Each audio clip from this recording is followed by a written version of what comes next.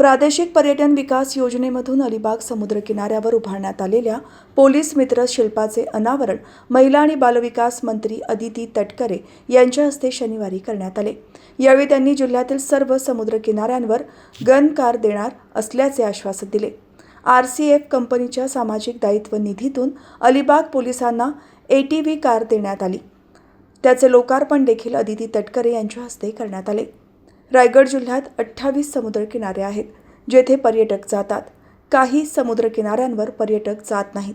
या सर्व समुद्रकिनाऱ्यांवर पर्यटकांच्या सुरक्षेसाठी पोलिसांची गस्त ठेवावी, त्यासाठी पोलिसांना गन कार दिल्या जातील। प्रायोगिक तत्वावर सुरुवातीला मोजक्या समुद्रकिनाऱ्यावर या गन कार उपलब्ध करून दिल्या जातील, असेही त्यांनी सांगितले।